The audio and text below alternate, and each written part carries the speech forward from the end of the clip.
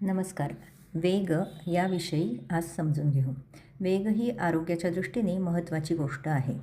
व्यवहारात वेग हा शब्द गतिमर्यादा सांगण्यासाठी वापरला जातो.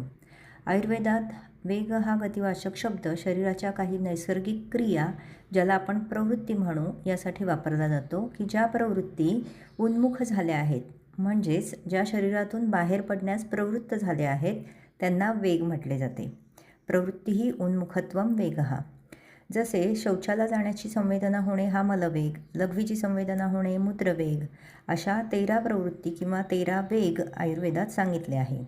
या वेगांचे धारण कधीही करू नये, म्हणजेच वेग आल्यास बळेच थांबवू नये किंवा त्याचे उदिरण म्हणजे बळेच बलपूर्वक बाहेर काढू नये. अशा वेगधारण किंवा उदिरणामुळे शरीरात वातदोष प्रकोपित होऊन अनेक रोग उत्पन्न होऊ शकतात. तर याविषयी थोडक्यात माहिती समजून घेऊ. अधोवात म्हणजे फ्लेटस फार्टिंग किंवा ब्रेकिंग विंड असे जे म्हटले जाते, म्हणजेच वास सोडला असं व्यवहारात जे आपण म्हणतो, तर या वेगाचा अवरोध करू नये. मलवेग म्हणजे शौचाला संवेदना आल्यास कधीही धारण करू नये. मूत्रवेग, लघवी आली असता कोणत्याही कारणास्तव दीर्घकाळ अडवू नये. उद्गार म्हणजे ढेकर आल्यावरही थांबवू नये. शिंक, क्षुल्लक वाटणारी गोष्टही खूप भयानक रोग उत्पन्न करू शकते, म्हणून शिंकेलाही सहज मार्ग मोकळा करावा. तसेच तृषा, तहान लागूनही पाणी न पिणे. क्षुधा, भूक लागूनही न जेवणे. निद्रा, झोप येऊनही न झोपणे. कास, खोकल्याची उबळ आली असतानाही थांबवणे. श्रमश्वास, दमणूक होऊन धाप लागूनही श्रम न घेणे. जृंभा म्हणजे जांभी येऊनही अडवणे, असे वेगांचे धारण करू नये. अश्रू म्हणजे डोळ्यातून येणारे पाणी अडवणे, हे सुद्धा धोकादायक आहे. त्याचप्रमाणे छर्दी म्हणजेच उलटी होत असताना अडविणे, हे त्रासदायक आहे.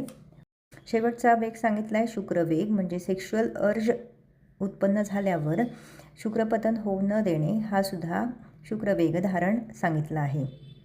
अशा प्रकारे या शारीरिक नैसर्गिक प्रवृत्ती म्हणजेच वेगांचे धारण म्हणजेच अवरोध कधीही करू नये.